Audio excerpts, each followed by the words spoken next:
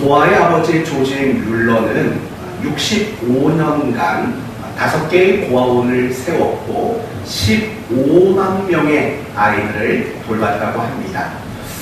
그 사실만으로도 굉장히 놀라운 거죠. 그런데 또 놀라운 것은 뭐냐면 그 사역 가운데 단 한 번도 아이들을 굶게 만든 적이 없답니다. 하루에 3끼씩 어김없이 아이들에게 먹을 것을 공급할 수 있었다는 겁니다. 그게 굉장히 놀라운 겁니다.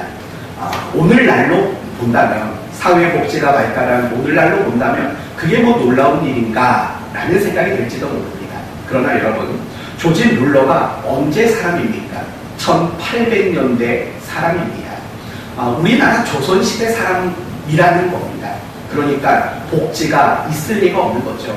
그 많은 아이들을 돌볼 때 개인의 사비나 또는 누군가의 후원금으로만 운영할 수밖에 없는 그런 시대에 살았다는 겁니다. 그런데 15만 명이 넘는 아이들을 돌봐왔지만 그들을 하루도 굶긴 적이 없다는 것은 굉장히 놀라운 일일 수밖에 없습니다. 과연 그 이유는 무엇일까요? 그럴 수 있었던 이유는 뭘까요? 조지 뮬러는 이렇게 대답을 합니다.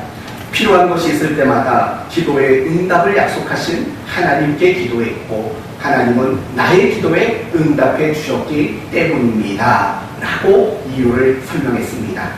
오늘 본문도 마찬가지입니다. 하나님께서 우리의 기도를 응답해 주시겠다라는 복된 약속을 우리에게 소개하는 것이 오늘 본문의 내용입니다. 그래서 오늘 이 본문의 내용을 가지고 크게 2가지를 살펴볼 겁니다. 첫째는 우리에게 기도의 응답을 약속하신 이유가 뭘까? 이게 첫 번째고, 두 번째는 우리에게 기도 응답을 약속하셨는데 그 약속을 근거로 우리에게 요구하는 삶은 무엇일까라는 거예요.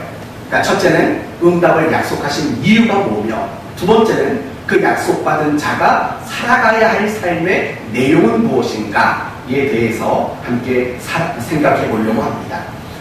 오늘 본문을 함께 읽었습니다. 읽으면서 무슨 생각이 드세요? 아마 이런 생각일 거예요. 와, 기도 해보고 싶은데 라는 생각이 많이 들었나요? 안 들었나요? 들었을 거예요. 왜 그렇습니까?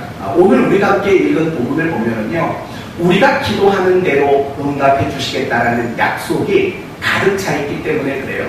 먼저 7절을 보면 구하라 그리하면 너희에게 주실 것이요 찾으라 그리하면 찾아낼 것이요 문을 두드리라 그리하면 너희에게 열릴 것이니, 이 한 구절 안에도 우리가 구하는 것에 대한 응답을 3번이나 약속하셨습니다.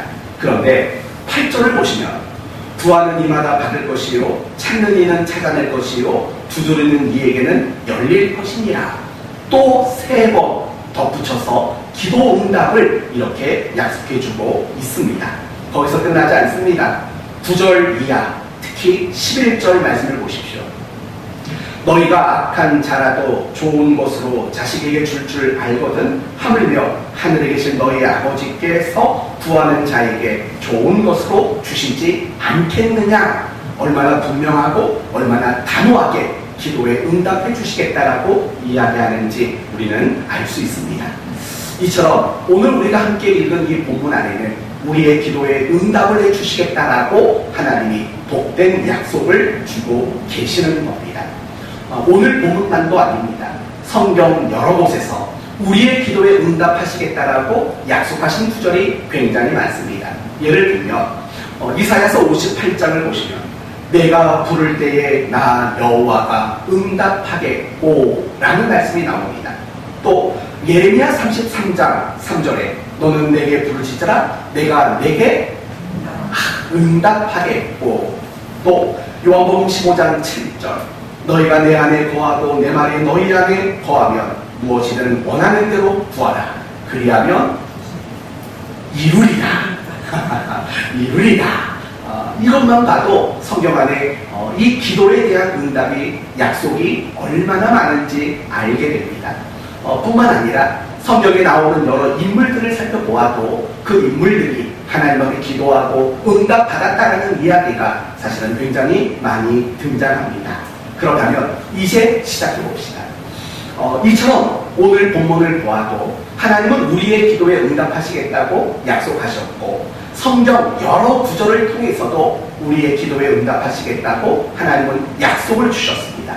그렇다면 하나님이 우리의 기도에 응답을 약속하신 이유는 과연 뭘까요? 이 부분에 대해서 생각해 보신 적 있으세요? 정말 하나님은 우리의 기도에 응답하신다. 여기는 여러분 너무나도 잘 아실 거예요. 그렇다면 하나님은 왜 우리의 기도에 응답해 주시겠다라고 그렇게 약속을 우리에게 주셨을까라는 이 부분에 대해서는 여러분은 어떤 생각을 가지고 계십니까? 혹시 이런 생각입니까?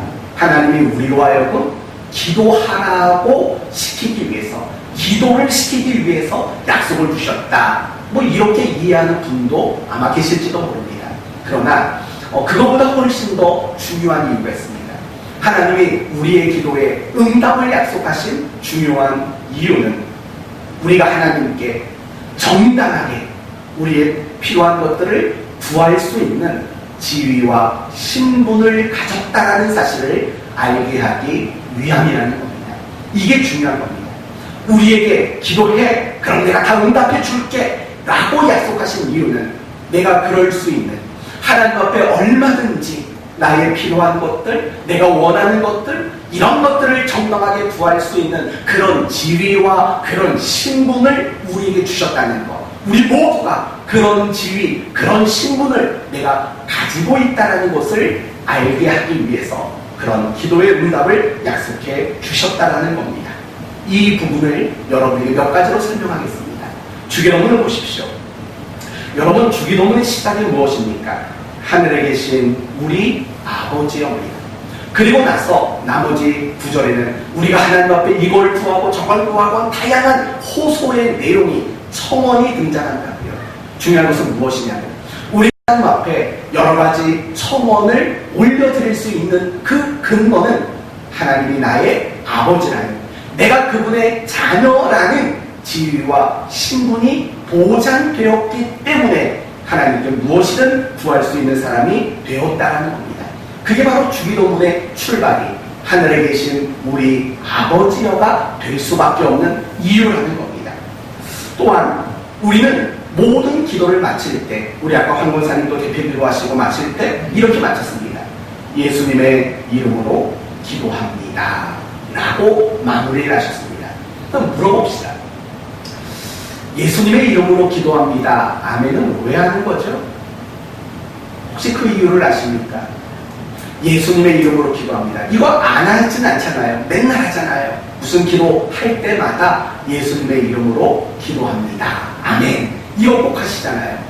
왜 예수님의 이름으로 기도합니까? 어떤 분은 이렇게 말하는 분이 있어요. 하나님, 예수님께 결제 받았으니까 내놓으십시오. 그러니까 예수님의 이름으로 기도하는 것을 내가 예수님께 이미 받기로 결제 받은 것이기 때문이라는 의미로 그렇게 쓰는 경우가 있습니다. 사실 그렇지 않아요. 우리가 예수님의 이름으로 기도하는 근거 구절은 요한복음 14장이에요. 요한복음 14장 13절 14절에 이런 말이 나와요. 너희가 내 이름으로 무엇을 구하든지 내가 행하리니, 그러니까 내 이름으로 무엇을 구하든지 내가 행하리니 이는 아버지로 하여금 아들로 말미암아 영광을 받으시게 하려 함이라. 내 이름으로 무엇이든 내게 구하면 내가 행하리라.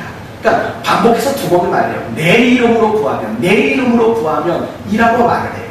그러나 이 구절은요, 우리가 예수님의 이름으로 기도하는 것을 그분에게 사전 승낙을 받았다, 이미 예수님께 결제를 받았다, 하나님 주십시오, 이런 의미라는 게 아니에요. 이 구절의 가장 정확한 의미는 이런 뜻이에요. 너희가 하나님 앞에 무엇이든 구할 수 있는 그런 자녀됨, 하나님의 자녀라는 지위와 신분을 갖도록 만들 것이다. 그러니까 그렇게 너희는 마음껏 기도해라 라는 뜻이 되는 거예요. 그러니까 내 이름으로 기도하면 이라는 말의 뜻 자체는 단지 그분의 이름을 동원해서 기도하라는 말이 아니라 그분의 이름이 우리에게 하나님께 무엇이든 구할 수 있는 지위와 신분을 갖도록 만드신 이름이기 때문이다. 중요한 초점은 예수님으로 말미암아 우리가 하나님께 기도할 수 있는 지위와 신분을 가지게 되었다라는 겁니다. 바로 그걸 근거로 우리는 예수님의 이름으로 기도합니다 라는 고백을 하게 되는 겁니다. 더 생각해 봅시다. 아마 이 성경 구절 모르신 분이 없을 거예요. 데살로니가 전서 5장 16, 17, 18절 뭐죠? 항상 기뻐하라. 쉬지 말고 기도하라. 범사에 감사하라. 이는 그리스도 예수 안에서 너희를 향하신 하나님의 뜻이다 라는 구절입니다. 항상 기뻐하라. 범사에 감사하라. 문법상 명령어일까요? 명령어가 아닐까요? 명령어입니다. 맞아요. 저도 헬라어 원문을 찾아봤는데 항상 기뻐해라, 범사에 감사해라, 기도해라 모두 다 명령문으로 되어 있습니다. 그런데 이상하지 않아요? 여러분 항상 기뻐하라가 과연 명령으로 되어질 일일까요? 생각해 보세요. 누구에게 한번 해볼까요? 안 기쁘신 분 손 한번 들어보십시오. 난 지금 하나도 안 기뻐. 난 심통 나 있어. 그런 분 혹시 계십니까? 없어요? 못하는 거고. 그러면 한번 있다고 칠해 봅시다. 내가 하나도 안 기뻐요. 근데 하나님이 명령해요. 기뻐해! 그러면 여러분은 기뻐할 수 있게 되나요? 아니, 상식적으로 생각해 보세요. 나는 지금 하나도 안 기뻐요. 근데 하나님이 명령해요. 너 기뻐해! 그런다고 우리는 기뻐할 수 있는 게 아니라고요. 그러면 감사도 생각해봐요. 범사에 감사하라. 나는 지금 하나도 감사가 없어요. 도리어 원망거리가 많고 불평할 게 많아요. 근데 하나님이 명령해요. 감사해. 감사해. 이렇게 명령한다고 해서 여러분의 마음이 갑자기 감사가 넘쳐나는 그런 마음으로 바뀌어질 수 있나요? 제가 여러분에게 묻는 이유는 이런 거예요. 기뻐해라, 감사해라 이것 자체는요, 아무리 하나님이 누군가가 우리에게 명령을 한들 명령 때문에 될 수 있는 부분은 분명히 아니라는 거예요. 그렇지 않습니까? 기뻐하는 것과 감사하는 것은 명령으로 될 문제가 아니에요. 그런데 하나님은 그 문장을 명령문으로 기록했다는 거예요. 과연 그 이유는 뭘까요? 여러분, 우리가 기뻐하기 위해서, 우리가 감사하기 위해서는 그에 상응하는 조건이 성립되어야 한다는 것 아실 겁니다. 그렇죠? 내가 기뻐하기 위해서는 나름대로 무엇이다 조건이 충족돼야지만 기쁜 거예요. 그리고 내가 감사하는 문제에 있어서도 무엇인가가 충족되어야만 우리는 감사를 할 수 있는 거예요. 이걸 함께 종합해 보시라고요. 하나님이 우리에게 기뻐하라, 감사하라 라고 명령했다면, 이건 명령으로 된 문제가 아닌데 명령하셨다면 무엇일까요? 엄밀히 말하면 이건 명령어가 아니라 우리에게 약속을 해주시는 거죠. 하나님이 우리에게 기뻐할 수 있는 것을 충족시켜 주겠다라는 약속이 그 속에는 담겨져 있는 거죠. 범사에 감사해라 명령으로는 되지 않지만 감사할 수 있는, 감사가 충족될 수 있는 조건을 채워주시겠다라는 약속인 거죠. 쉬지 말고 기도하라 라는 것도 마찬가지예요. 이렇게 우리에게 명령문을 썼지만 그 명령문 안에는 결국 기도하면 내가 응답해 주겠다라는 약속이 더 크게 자리 잡고 있다는 거예요. 그러니까 그 다음에 나오는 말이 뭐예요? 이는 그리스도 예수 안에서 너희를 향하신 하나님의 뜻이다. 하나님의 마음이다. 하나님의 계획이다. 하나님의 의지다. 라고 말하는 거죠. 아시겠어요? 우리가 기뻐할 수 있도록 그 조건을 충족해 주겠다라는 약속. 너희가 감사할 수 있도록 하겠다라는 그 조건을 충족해 주겠다라는 약속. 쉬지 않고 기도할 수 있게 응답해 주시겠다라는, 응답이라는 충족을 주겠다라는 약속이 이 구절 속에 담겨져 있다는 거죠. 그렇다면 이런 복된 약속을 하나님은 왜 주셨을까요? 그것을 받을 만한 지위와 신분이 우리에게 있기 때문이라는 겁니다. 한 가지만 더 생각해 봅시다. 여러분, 성경을 어떤 의미로 본다면 해라와 하지 마라입니다. 하라와 하지 마라. 성경은 늘 그렇지 않습니까? 이건 해라, 이건 하지 마라. 성경은 그렇게 우리에게 명령합니다. 그렇다면 물읍시다. 하나님은 우리에게 왜 명령하실까요? 단지 복 받으라는 게 아니에요. 우리에게 하나님이 어떠한 명령을 주셨다는 것은 무엇이냐면 이제 우리가 그 명령을 받을 만한 지위와 신분을 갖추었기 때문이라는 거죠. 이걸 그림으로 잘 보여주는 장면이 있습니다. 바로 출애굽 사건과 시내사 사건입니다. 이스라엘 백성들은 애굽 땅에서 나왔습니다. 홍해 바다를 건너므로 그들은 하나님 앞에 세례를 받는 백성이 된 겁니다. 그리고 세례를 받은 그 백성들이 도착한 곳이 어디입니까? 시내산입니다. 그리고 그곳에서 받은 것은 10가지 계명입니다. 그 10가지 계명도 결국에는 하라 하지 말라고 요약될 수 있는 것들이죠. 하나님은 비로소 그들이 홍해 바다라는 세례의 과정을 거친 이후에 명령을 주셨다고요. 그것은 무엇이죠? 이제야 비로소 그들이 하나님의 백성으로서 지위와 신분을 갖춘 자가 되었다라고 선언하는 사건이라는 겁니다. 사랑하는 성도 여러분, 결국 여러분에게 강조하고 싶은 것은 이거예요. 성경을 통해서 우리에게 많은 것을 명령하셨습니다. 우리에게 모든 것을, 많은 것들을 약속하셨습니다. 특별히 우리에게 기도하면 응답해 주시겠다라는 약속을 주셨습니다. 그것은 바로 우리에게 그럴 수 있는 하나님의 자녀라는 지위와 신분이 있다는 것을 알게 하시는 것이 1차적으로 가장 중요한 의도고 목적이라는 겁니다. 그러므로 성도 여러분, 오늘 본문을 묵상하면서 하나님이 내가 기도하면 다 응답해 주신데 그것만 가지고 감사할 것이 아니라 도리어 내가 기도하면 응답해 주시겠다라고 약속을 받을 만한 그런 지위와 그런 신분으로 나를 만들어 주셨다라는 점을 가지고 우리는 더 많이 감사할 수 있는 그런 성도가 되어야 한다는 것입니다. 사랑하는 성도 여러분, 여러분 어떤 사람인 줄 아세요?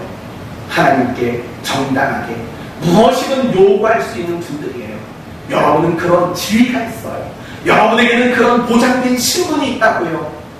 그것이 얼마나 기쁜 일이고 그 사실을 아신다면 이제는 더 많이 기도하는 자리로 나가는 여러분이 되셨으면 좋겠습니다. 이제 다음으로 넘어가 봅시다.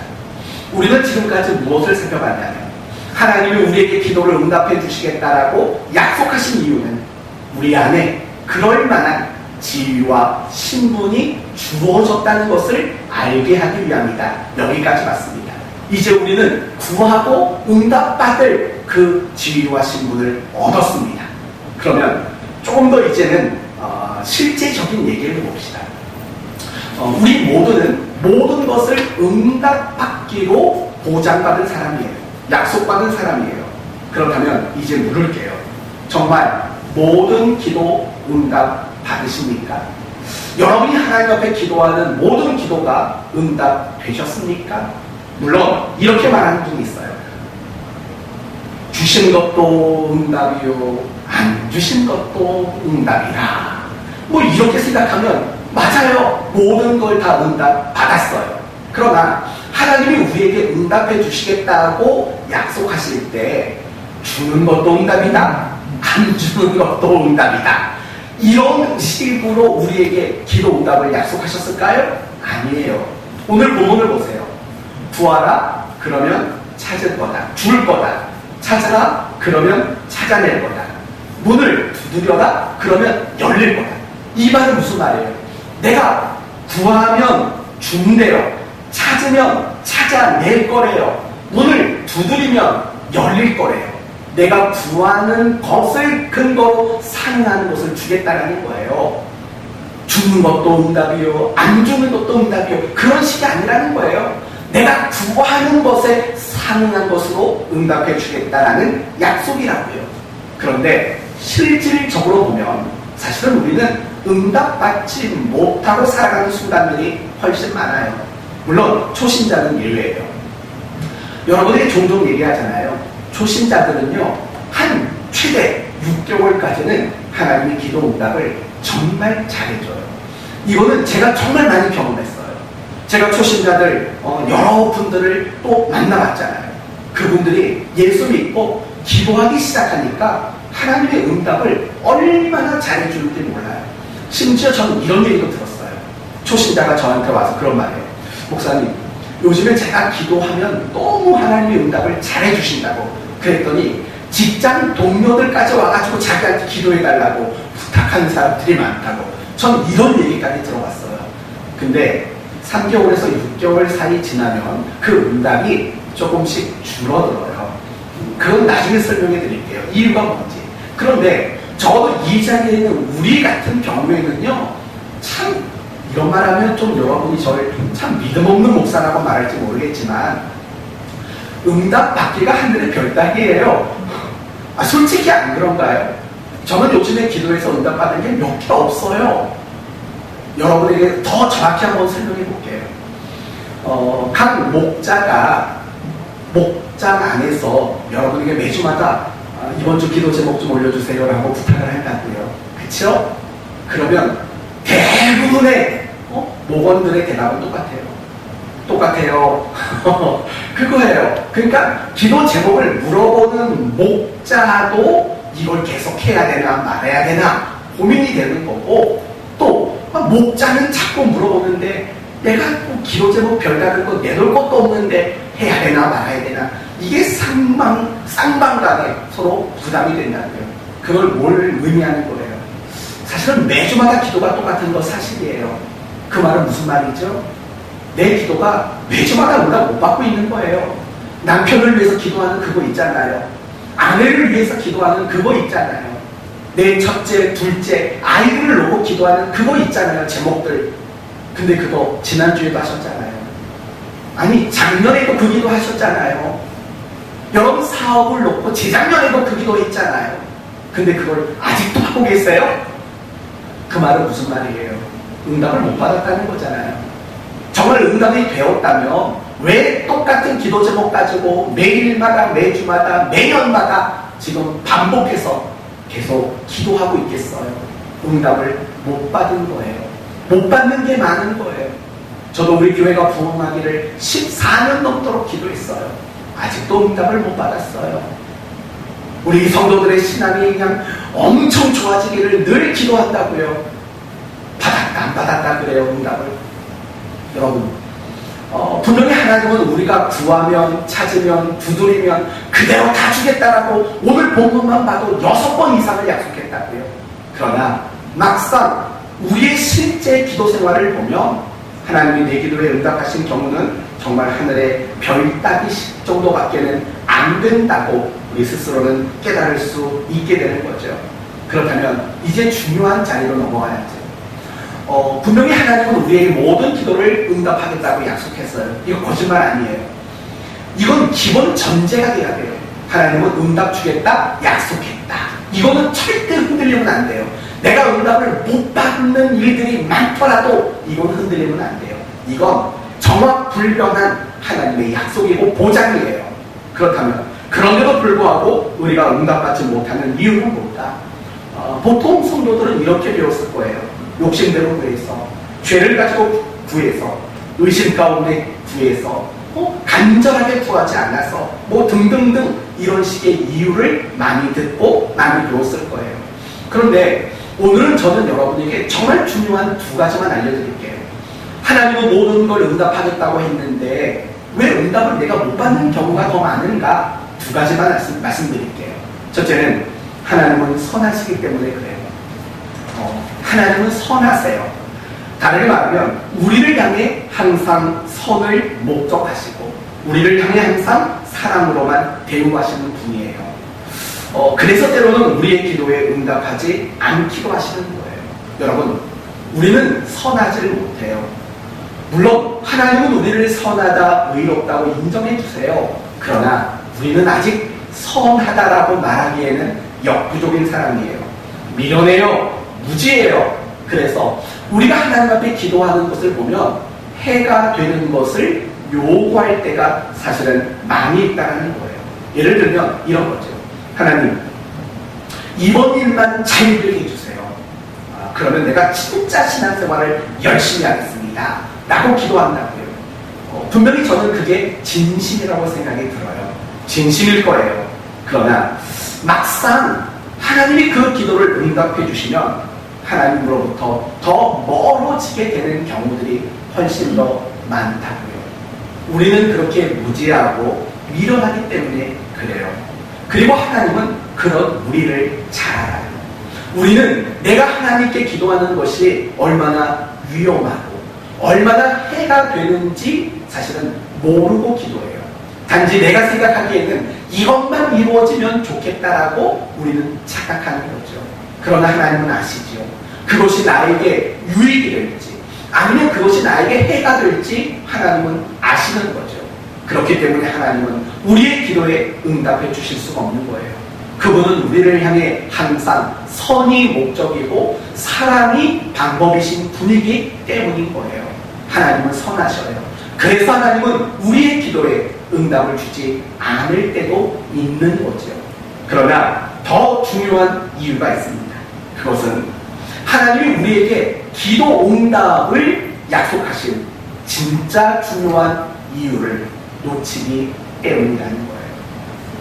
하나님이 우리에게 기도 응답을 주신 이유가 있었어요. 아까 그 이유가 뭐라고 했죠? 우리가 그럴 만한 지위와 신분을 가지고 있다는 것을 알려주기 위해서 이 약속을 주셨다는 거예요. 그러나 그거 말고 기도 응답을 주신, 약속을 주신 진짜 중요한 또 하나의 이유가 있어요. 그걸 우리가 외면하고 놓치면서 기도하기 때문이에요. 그러면 도대체 그건 뭘까요? 그 중요한 그건 뭘까요? 그게 바로 오늘 본문 12절에 나오는 거예요. 12절. 그러므로 무엇이든지 남에게 대접을 받고자 하는 대로 너희도 남을 대접하라. 이것이 율법이요 선지자니라. 이렇게 말한다고요. 여러분 좀 더 자세히 봅시다. 그러므로라고 말해요. 그러므로. 이 그러므로라는 것은 그 위에 있던 이야기를 말하는 거죠. 그 위에 있었던 내용이 뭐예요? 구하라, 찾으라, 두드리라. 이것을 6번이나 반복했고 하물며 아버지께서 너희에게 주지 않겠느냐. 기도 응답에 대한 약속이 결국은 7절에서 11절까지라고요. 그 기도 응답에 대한 약속을 한마디로 그러므로라고 말하는 거예요.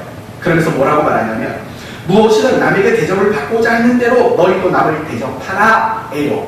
어느 게 중요한 걸까요? 내가 남에게 대접받는 게 중요한 걸까요? 내가 남을 대접하는 게 중요한 걸까요? 내가 남을 대접하는 게 핵심이에요. 이 구절에. 그러니까 결국 그거죠. 하나님의 기도 응답을 약속했다. 그러므로 너희는 남을 뭐해라? 대접하라라는 거예요. 그래서 마지막에 뭐라고 말하냐면 이것이 율법이요 선지자니라.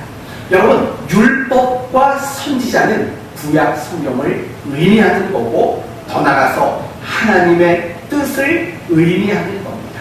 그러니까 결국 여러분 하나님이 우리를 향하신 뜻이 무엇이냐면 우리가 이웃을 사랑하는 거예요.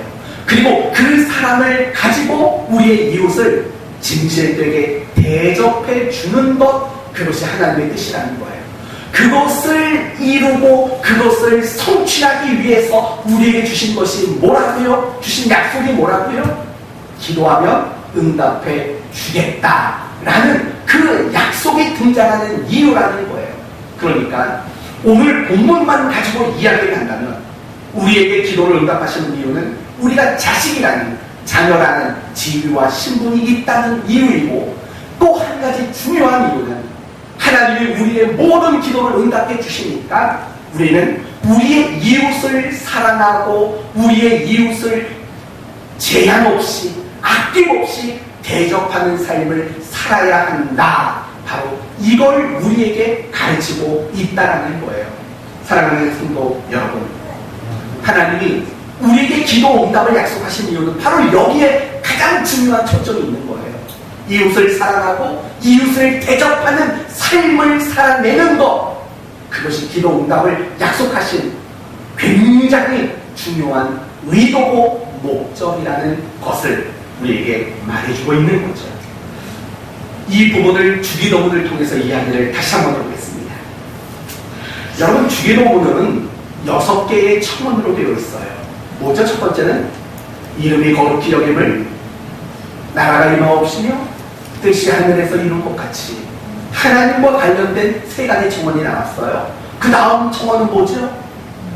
이 우리에게 일용할 양식을, 그 다음은요, 시험에 들게 하지 마시고, 우리 죄를 지은 자를 용서한 것 같이 나를 용서해 주십시오. 이렇게 우리에 관련된 청원 세 가지가 있다고요. 그런데 아세요? 이 주기도문은 6개의 간구로 되어 있는데, 이 6개의 간구는 그 어떤 것도 이기적인 간구가 없어요. 나만을 위한 간구가 없다고요. 앞에 세 가지는 하나님이에요. 뒤에 세 가지는 우리예요. 우리. 나가 아니고 내가 아니에요. 우리라고요.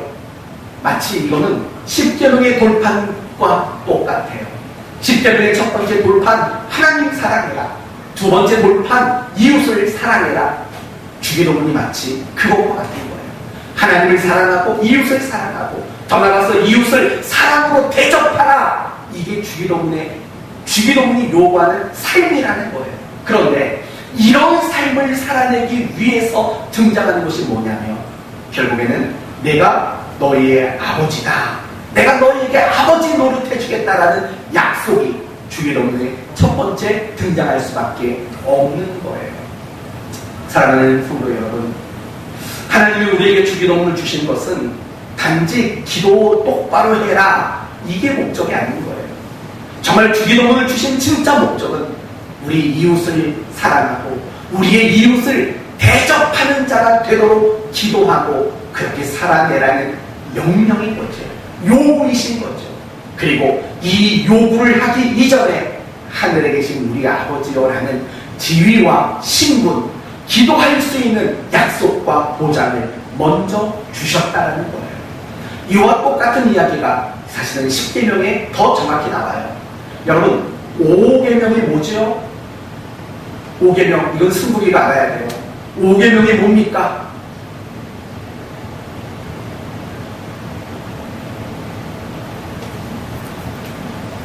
(5계명이) 뭐죠?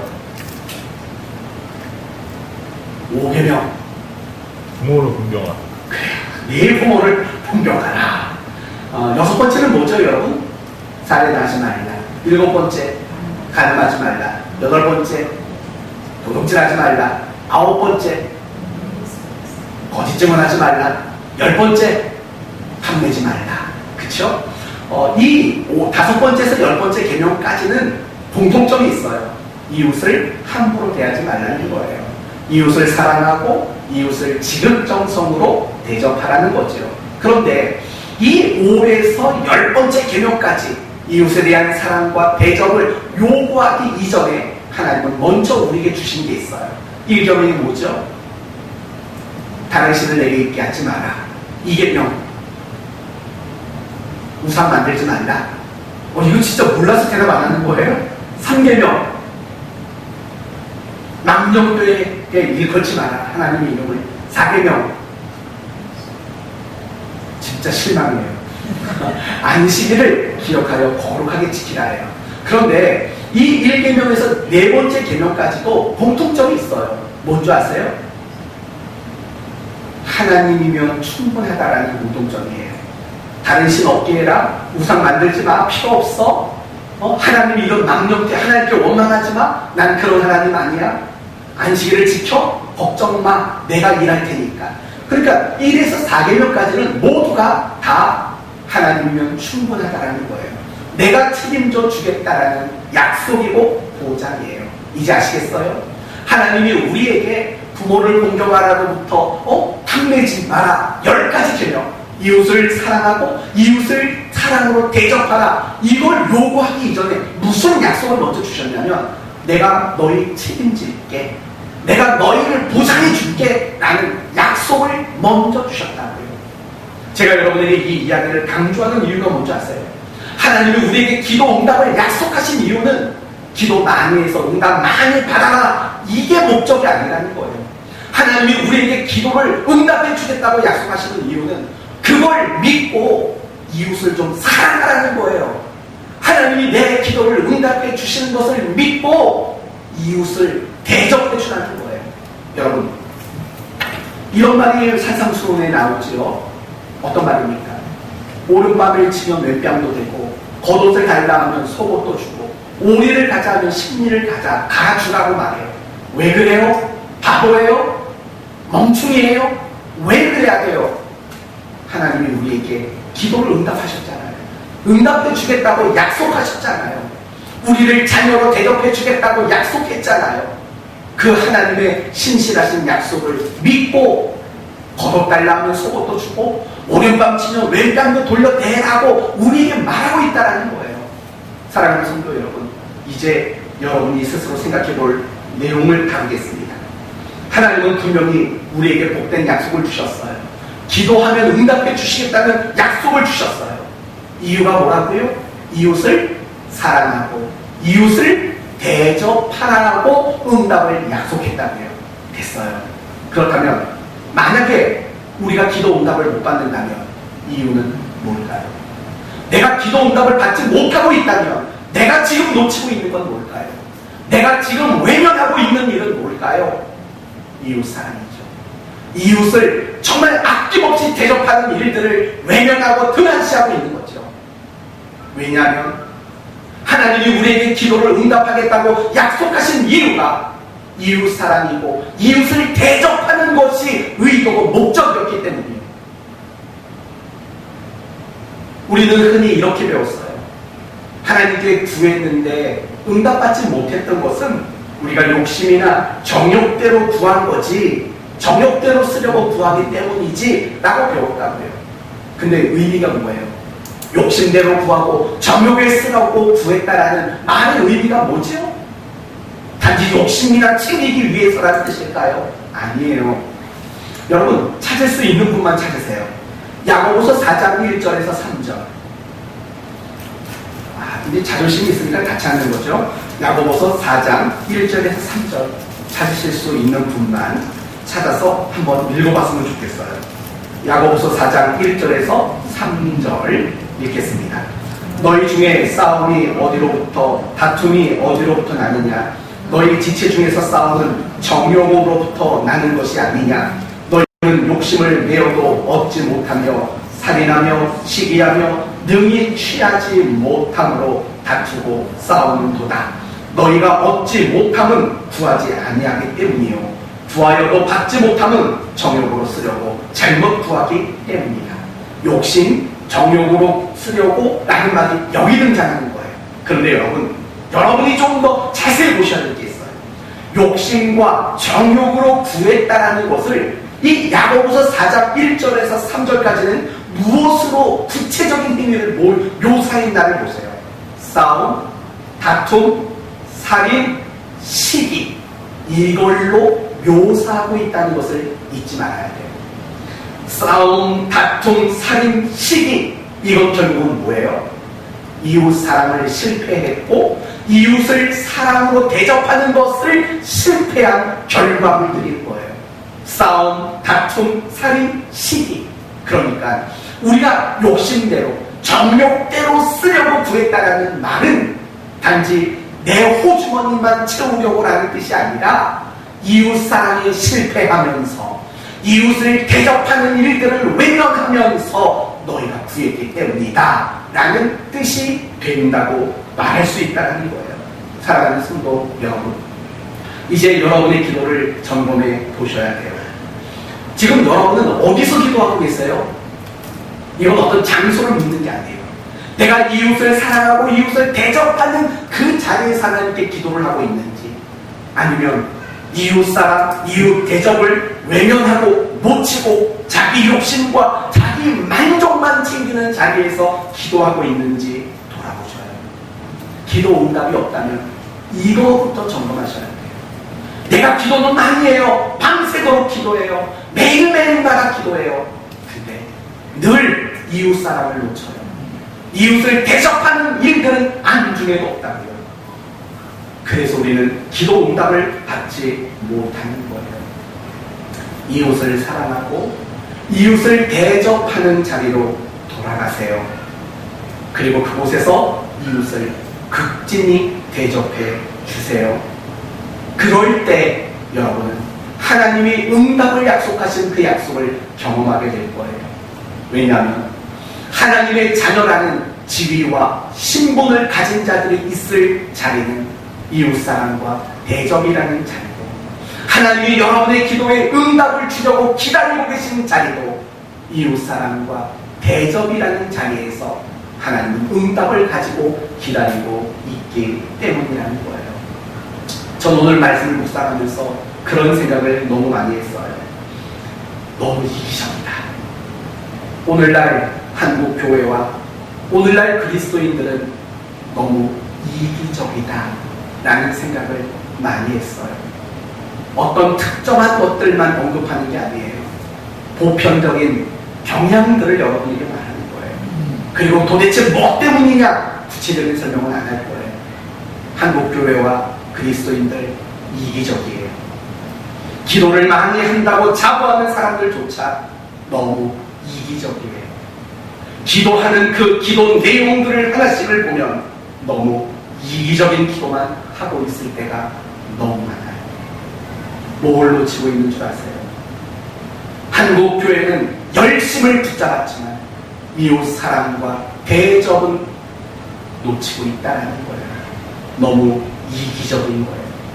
사실은 우리 모두가 정말 기도하는 사람이 되기 이전에 우리가 자리부터 옮겨야 된다는 걸 잊지 마셔야 돼요. 이웃을 사랑하고 이웃을 대접하는 자리로 자리를 옮기지 않는다면 여러분의 기도 열심히 해서 훈련은 될지 몰라도 늘 응답받지 못하는 그런 기도 속에서 여러분은 고통할 수밖에 없는 거예요. 저는 오늘 설교를 근거로 여러분에게 어떤 기도를 강조하고 싶은 마음 없어요. 저는 여러분이 기도 많이 하라 오늘 그런 말 하려고 이 설교한 게 아니에요. 오늘 이 본문을 결정한 이유는 정말 주기도문이 우리에게 기도 많이 해라, 기도 잘해라, 정말 보자 그것만 우리에게 가르치려고 할까? 아니라는 거예요. 정말 기도하는 사람이 되기를 원한다면 이웃을 사랑하고 이웃을 대접하는 자리에 여러분의 자리를 만들어 놓으셔야 되는 거예요. 그게 없이 무슨 기도를 하겠다고요? 이웃을 사랑하는 마음이 없고 늘 앙심 품고 분노 가지고 미움 가지고 있으면서 무슨 기도를 하겠다고요? 정말 기도하는 사람은 이웃을 사랑하는 사람이에요. 정말 기도 잘하는 사람은 이웃을 사랑으로 대접하는 사람이에요. 그게 없다면 아무리 많은 것으로 기도한다고 해도 우리는 괭과리일 수밖에 없는 거예요. 그건 제 얘기가 아니잖아요. 고린도전서 13장에 하는 얘기잖아요. 천사의 말을 하고 방언을 해도 사랑이 없으면 소리나는 부리와 울리는 괭과리와 다를 바 없다고 말했잖아요. 그거 하지 말라고요. 주님은 주기도문을 바로 그걸 놓고 우리에게 가르쳐주고 있다고요. 기도를 반드시 잘하는 것. 예수님의 제자들이 세례 요한이나 당시 유대 랍비들의 제자들이 기도를 배운 것처럼 뭔가 멋지고 대단한 기도문을 받아내려고 했다고요. 그러나 주님이 주기도문을 주신 목적은 멋들어진 기도문을 주기 위함이 아니라 진짜 제자들의 삶이 무엇인가 그걸 가르쳐주기 위한 거예요. 여러분 아시잖아요. 마태복음 5장, 6장, 7장이 산상수 천국 백성들의 삶에 대한 이야기라는 거 아시잖아요. 그 중심에 주기도문이 있어요. 주기도문은 기도가 아니에요. 우리가 살아내야 할 삶의 그 가장 중요한 본질을 다루고 있다고요. 그게 뭔데요? 이웃사랑이요. 이웃을 대접하는 것, 그걸 우리에게 강조하고 있다고요. 그게 기도하는 사람이에요. 이제 끝으로 우리는 그럼 서로를 어떻게 대접할까 간단히 말씀드리고 마치겠습니다. 여러분이 남에게 대접하고 싶은 대로 대접하시면 돼요. 한번 물어볼까요? 강 집사님, 남편에게 어떤 대접을 받고 싶습니까? 김 집사님, 남편에게 어떤 대접 받고 싶습니까? 박 권사님, 어떤 대접을 받고 싶습니까? 이거는 좀 패턴상 대답하면 안 되는 거예요. 곽 전호사님, 남편에게 어떤 대접 받고 싶습니까? 사모님, 어떤 대접을 받고 싶습니까? 아마 여자분들이라면 당연히 이렇게 대접받고 싶을 겁니다. 왕비마마. 그렇죠? 왕비마마로 대접하고 싶을 겁니다. 그러면 여러분의 남편을 임금님처럼 대접하십시오. 오늘 설교 중에 가장 왔다죠. 남편을 임금님처럼 대접하시면 여러분은 왕비마마가 될 겁니다. 누구든지 남에게 대접을 받고자 하는 대로 대접하라. 바로 그런 거예요. 남에게 함부로 말을 듣고 싶은 사람 없잖아요. 날 무시하는 행동을 받고 싶은 사람 없잖아요. 그러면 남에게 똑같이 하시면 돼요. 내가 대접받고 싶은 마음대로 그를 대접하시면 돼요. 하나님께 여러분이 대접받은 것처럼 누군가를 대접하시면 돼요. 하나님은 우리를 어떻게 대접하시죠? 기가 막히게 대접하셔요. 너무 감개무량하게 우리를 대접하셔요. 죄인인데 자꾸 의인이래요. 죄의 종이었는데 자꾸 내 자식이래요. 하나님은 우리를 그렇게 대접해 주신다고요. 우리는 하나님을 기쁘게 하지 못할 때가 많아요. 근데 하나님은 이렇게 말해요. 그가 너로 말미암아 기쁨을 이기지 못하시며 너를 잠잠히 사랑하시며 너로 말미암아 즐거이 부르며 기뻐하시리라. 전혀 이런 우리가 아닌데 우리를 이렇게 대접해 주신대요. 여러분도 서로 그 이상으로 대접을 해주세요. 그 사람의 자격이나 그 사람이 하는 오락성이보다 더 낮게, 더 훌륭하게 그 사람을 대접해 주시면 좋겠어요. 그리고 끝으로 주님께 대접하듯 하시면 돼요. 마태복음 25장에 이런 비유가 나와요. 의인에게 주님이 말씀하셔요. 이렇게 말해요. 내가 줄일 때 너희가 먹을 것을 주었고 목마를 때 마시게 하였고 나그네 되었을 때 영접하였고 헐벗었을 때 옷을 입혔고 병들었을 때에 돌보았고 옥에 갇혔을 때 와 보았느니라.